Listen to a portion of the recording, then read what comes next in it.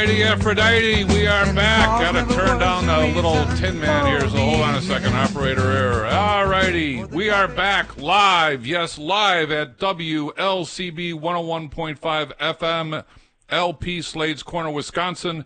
This is your Insurance Corner, and for the next hour, Sean and I are going to take you on an excursion. I am so excited about tonight's show, I'm wetting my pants. And I don't know if you can get so excited doing insurance, but I'm telling you, I am beyond words about what I'm going to talk to you guys tonight.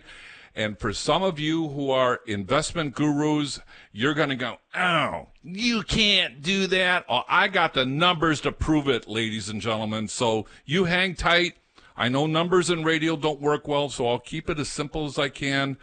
But with that said, I'm going to call out the man, the legend, the way of life, coming from the bunker somewhere deep in the bowels of Columbus, Ohio, Sean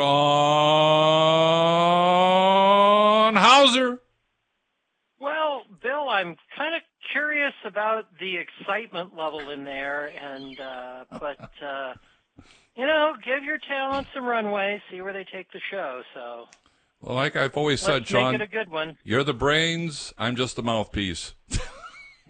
Okay. So, all righty. So how was your weekend, my friend? My weekend was fantastic.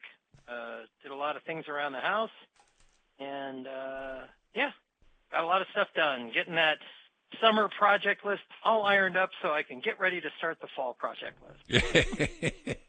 A never-ending list of honeydews, right? There you go. You got it. So, all right, well, just a couple of tidbits as I like to start off the show. Sally and I did our Cub tour this past weekend, and we actually walked through some of the historical stuff behind Wrigley Field and the Cubs.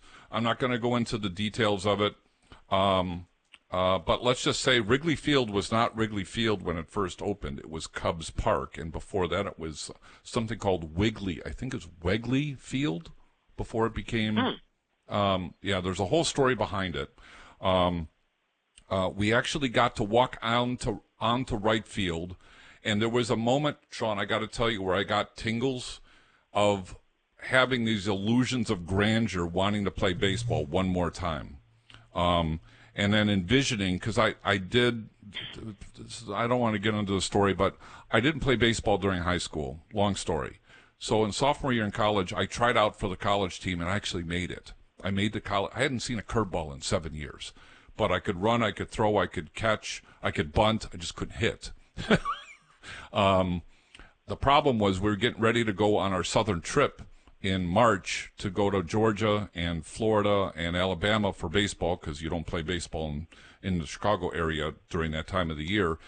And I ripped my trapezius muscle during one of our workouts when I was throwing, and I literally felt it tear.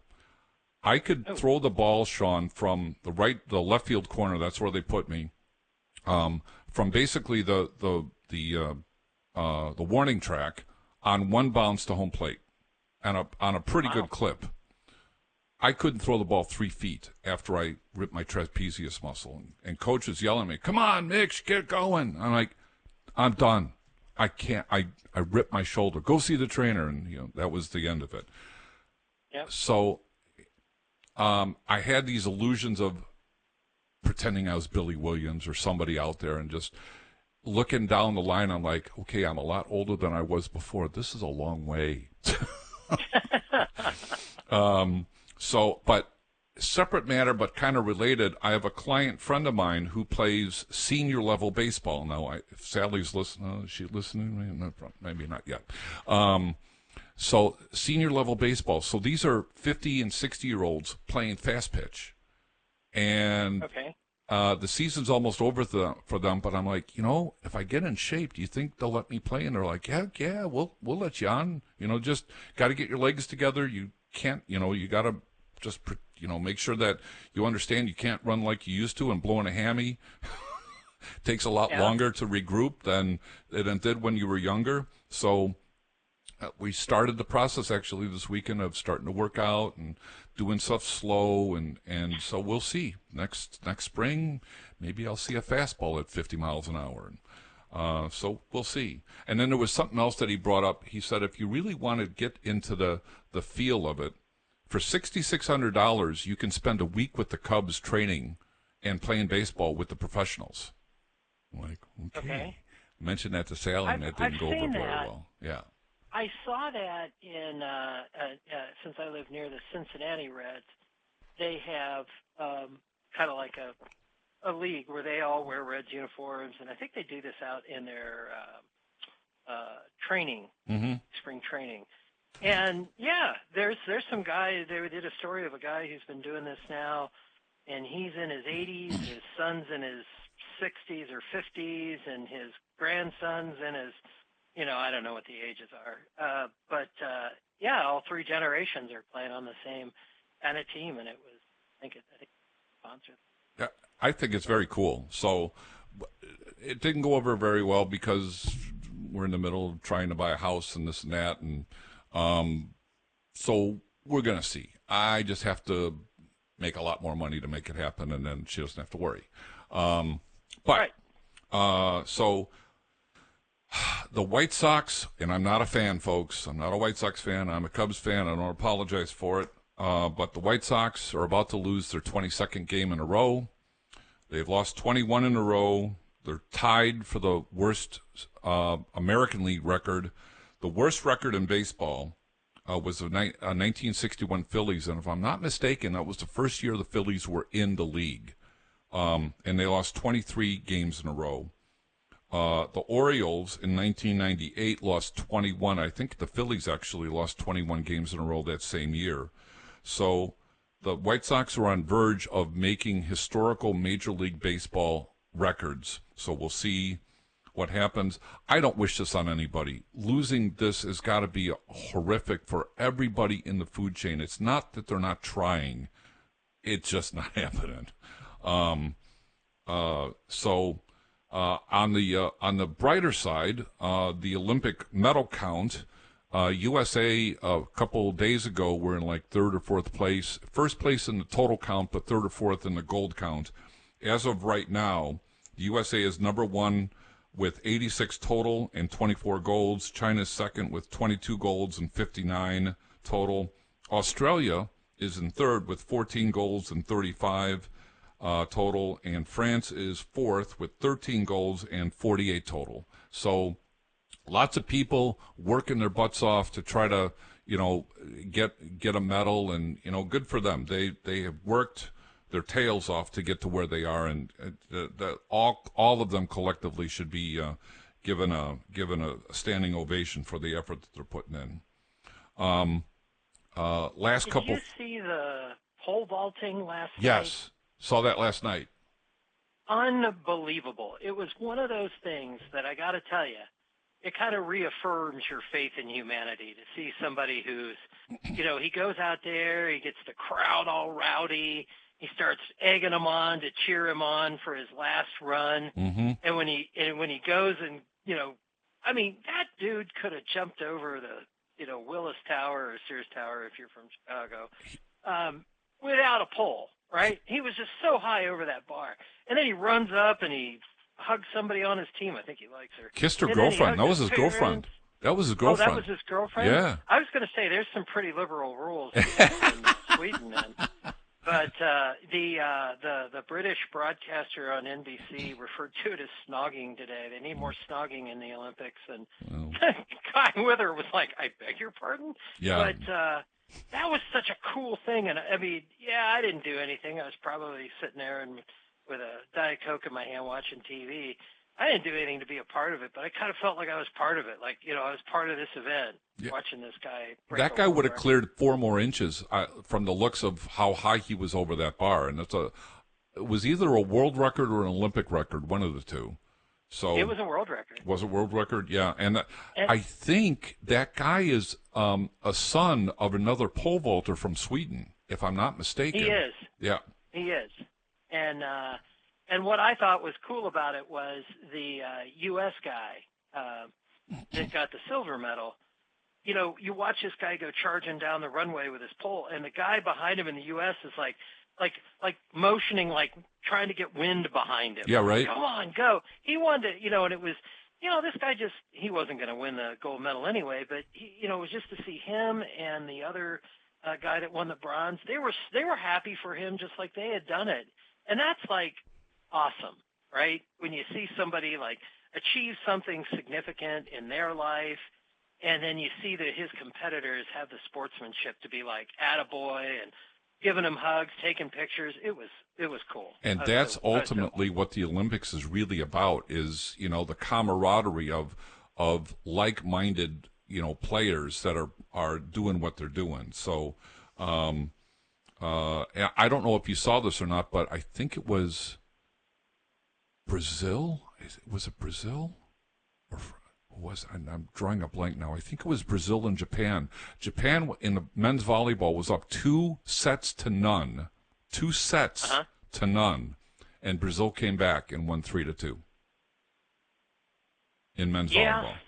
I think I saw part of that. When I'm working, I have the TV on in the background. Every once in a while I look back, and I think I saw that match, and the Brazilians were playing tough. Yeah, I guess the U.S. plays Poland, and Poland's number 1 in the world. So, and I think that's tomorrow or Thursday. Don't hold me to the dates, folks. Yeah. So the Olympics are going well. I don't know about the TV coverage, if people are watching or not, but then our next leg of the ML baseball tour, folks, is going to happen. Sally and I are going to the White Sox game on Saturday. And then Sunday, Engaging Time, yours truly, my music alter ego, Engaging Time will be performing at the Fairmont Shores restaurant from 2 to 5 in the afternoon, barring weather problems, which I don't think we're going to have. I will say, Sean, I'm a little bit more prepared, but I'm still nervous. Well, if you weren't, I think it's better when you're a little bit nervous, because, Well, let's put it this way. I started listening to the songs a couple days ago on my AirPods just to get a sense of lyrics and, how the moving parts were, because I can work out the guitar stuff, separately. So I've come to the conclusion that if I come across a song that I'm not confident with, I'm just going to move on. And if I have to duplicate songs during my 3-hour set, then so be it. That's what I'm going to do. So anyway, all right. I know we didn't talk about, we're not talking about that. We're going to move on to the topic at hand. This is part 5, folks, of a life insurance discussion. Why do you buy life insurance? How much do you buy for? Why do you do it? What kind? What type? So before I get into the discussion about tonight's show, which is, and this is why I'm so excited, Sean. Last week I said I'm going to show how a properly funded life insurance policy can beat a 401k. Now, I said that anecdotally, fairly confident that I could make that happen.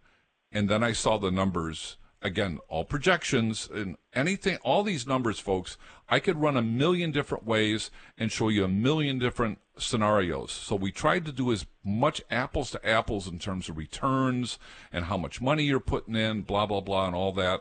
And so when the numbers came out, Sean, I got to tell you, done the right way, it's going to cause some people who don't believe in life insurance to go, that's not possible. Well, yes, it is. So we're going to get there in a second. But I want to, before I get into this, I have to be true about why people buy life insurance, or why you should, or why you don't, or whatever. And I came across something this morning on LinkedIn about, it was a post from somebody whose father had passed away, and the father did not have life insurance for whatever the reasons. Could have been a personal thing, I'll get to it when I feel like it. In this post, the child was 12 when the father passed away. And the father passed away suddenly. It wasn't like it snuck up on him. or it was lingering or anything like that. It was a sudden thing. And I got to thinking, before we get into all this nuance of how you can use a policy in different ways, I can't help but say this because I've delivered 4 policies in my career, or 4 death benefits. Buy the right amount first. Buy the right amount first before you decide what kind. Because I can tell you firsthand, the benefactors of that death benefit, of that life insurance policy, are never going to ask the deliverer of that check, how much cash value, what kind of a policy did he have, what was he paying in premium. They're not going to ask any of that. The only thing they're going to ask is, how much life insurance did dad have, or what mom have, and when am I going to get it? And is it taxable or not? Because they don't typically, the average person doesn't know if it's income taxable or not. So buy the right amount. And it's not a static thing. It's not something that you do once and say, okay, I'm done. I don't need to do this anymore. Wrong answer. Because life has a way of giving you curveballs. And as an example, I'll just use this because I hear this on one of the 1-800 Buy Big Jim's life insurance policy. And the commercial kind of goes into, you work on your 4th trophy wife, and she wants 4 times the policy you had on your last mistake. So life has... I heard that ad. You have not heard that ad? I have heard that ad. Yep. And now, the guy, if he's on his 4th trophy wife and he's having to buy 4 times the amount that he had on his last quote mistake, because that's the way they phrase the commercial, he's older and he might have moving parts and he might be a little overweight and he's not 26 anymore, so you're not going to get a premium that these bloviated idiots on the radio or TV are going to say, well, for $10 a month, you get $1 million of coverage and no physical. Wrong answer. That might be true in a lot of cases if you're 20 or maybe even 30. But when you're 45, 50, 60 years old, it's a different dynamic, and there are reasons why to have life insurance at the middle stage of your life and towards the end of your life than, what you're doing when you're just starting, getting your career off the ground. And I'll give you a good example of this. And I've told this story before. I had a client who wanted I think it was $1 million policy for 10 years, 10-year term. And his attitude was, if something happens to me, this will supplement my 401k and my wife will be taken care of, and my 401k should be fine. We get to that 10th year, policy expires. And he's like, well, maybe I should buy another 10-year. Now, full disclosure, I tried to get him to buy a 15 or 20-year. He wanted nothing to do with that. So, okay, fine. By the 10-year, we get to the end of the 10 years. He comes to me again. He says, the 401k didn't do exactly what I was hoping for, so I need another $1 million. Well, now he's got melanoma skin cancer on his nose. I couldn't buy him a policy if my life depended on it. So people will buy life insurance for different reasons at different stages of their life for whatever their reasons are. So don't think buying it one time and then being, okay, I don't need this. I'll give you another example. You've done very well for yourself and you're worth $30 million. You have an estate tax problem, period, full stop. And if you don't do anything, you're probably looking at a $15 million estate tax when you pass away, minimally. Let alone income taxes because you have 401ks or whatever. Minimally a $15 million estate tax. Where's that coming from? Where's that coming from? If you don't have it, the federal government's going to force you to liquidate your company and sell out, or sell the company at a bargain price because you need the cash to get out of it. 2 examples. Phil Wrigley died. Probably had a will, but had to sell the Cubs because he needed the money for estate taxes. That was told to us during our little stint with the Cub thing that we did. Wow. Does Joe Robbie ring a bell at all with you? Yeah, he owned Robbie Stadium, right? Not Or anymore. Robbie Stadium? Well, Yep. he used to. Yeah, okay. Yep. I bet you there's a story there. Yep. Died without a will, let alone any planning. Died without a will. It's not Joe Robbie Stadium anymore, and probably a large portion of his estate got liquidated because he died without a will, did not have any estate tax planning, probably had lots of advisors around him to be in his ear, and he either was, I'll get to it later, and later never came, or the advisors were afraid to push the envelope because they didn't want to get fired. So, long and short of it, Joe Robbie Stadium ended up, selling the stadium, selling the Dolphins, and probably a bunch of his estate to pay the estate taxes. So there are lots of reasons why to have life insurance at the beginning of life, in the middle of life, and at the end of life, depending on what your circumstances are. So, but buy the right amount first. Nobody's going to care about what kind you had when the death certificate or the death proceeds are being issued. So that being said, let's talk about, before I get into this little project that I did, let's talk about buy term, invest the difference. So, Sean, you've got a financial background. I do. What does that mean when you? And I'm sure you've heard the buy term, invest the difference, mantra. I've heard it ad nauseum. Right. What does that mean to you? So I'm going to buy term insurance as opposed to buying whole life insurance, because that will give me the insurance benefit for whatever the term is, 10, 15, 20, 25 years, what have you. Yep. And that premium would be less than if I purchased a whole life or permanent insurance. So if the term cost me $150 and the permanent insurance cost me $300, I would pay for the term insurance and then take the $150 that I, quote, saved and put that into an investment in the market or mutual funds or something like that. And that would grow, hopefully. Yes. Instead of buying the whole you're spot term. on. Yeah. Exactly right. How many people do you think have the discipline to buy term, invest the difference? Less than one. Yeah, I'd say 1 out of 1,000. 1 out of 100 is probably being generous. Well, it's one of those things where when you start buying insurance and they'll get to a point where it'll be, I could use that money for something else, and then somebody comes along and says, well, you can just take a paid-up policy. Well, in the case of term insurance, take a paid-up policy. Yeah, good luck with that. Yeah. So, or you'll get to the point where you're like, this is really darn expensive. I need that $300 that was the cost for other things, so I'll just let my insurance lapse, or they'll buy the insurance and keep paying on that, but then they'll skip the additional money that they were investing. Right. Life happens, and I'm not blaming anybody. The concept on paper is a sound concept. And truth be told, if you're spending $100 a month for term insurance, it's probably for the same amount, about $1,000 a month for the whole life insurance. True. For sure, it's a lot more. It's a lot more. It's a commitment. It's a commitment.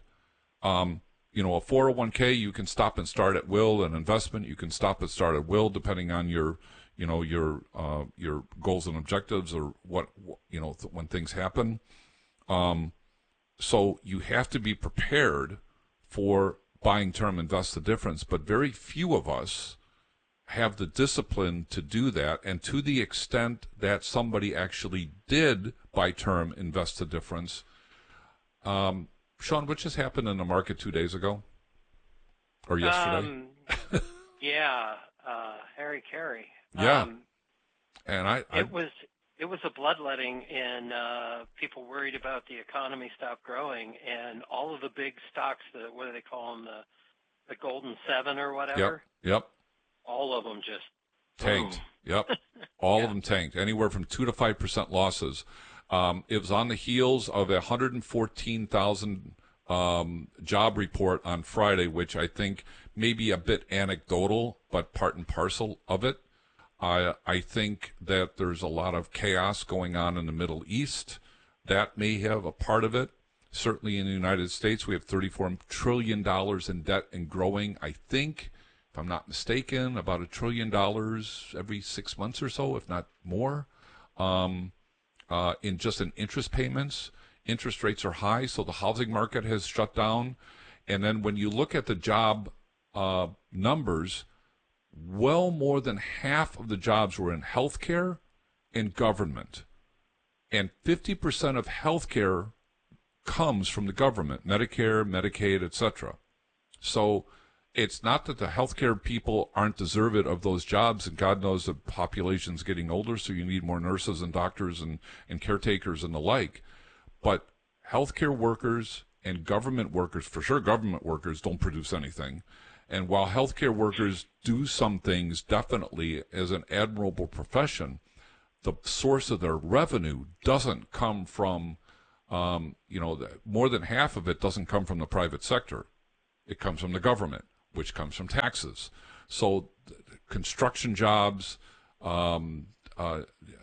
manufacturing jobs that, you actually make things or do things to move the ball. Even construction, depending on what kind. If you're building houses, that's going to work. If you're building roads, that's government money. The government provides you a slush fund of coming out of the highway department fund. Here you go. Here's $100 million. Build a road. Okay, well, where did that come from? It came from the government. It came from taxes. So I think there's a lot of things that are going on in the market that resulted in that. And, of course, the market capitulated today and it went back up. I just looked at the futures, though, today, Sean. They're back in the red again. I think this bloodletting is far from over, and we'll see where things go. I think our election coming up may have a big deal. But, Jesus Christ could be in the White House November or January 20th next year, and I think we're still in for it. So, buying term invest the difference works on paper. Now I'm going to show how a 401k funded the same way as a life insurance policy. The life insurance policy will, in fact, outperform a 401k. And since we're at the bottom of the hour, it's a great tease. So we're going to come back after a few short messages, and I'm going to get into the numbers, Sean. I'm going to keep it as simple as possible, but it works. It's not meant for everybody, and it takes time. No matter if it's a 401k or doing it however you want to do it, you're not going to, unless you do cattle futures like Hillary Clinton and make $100,000 on one trade. It takes time. So with that in mind, that's Sean Hauser. My name is Bill Miksch. This is your Insurance Corner, and we'll be right back at 101.5 FM WLCB, Slade's Corner, Wisconsin. We'll be right back after these short messages.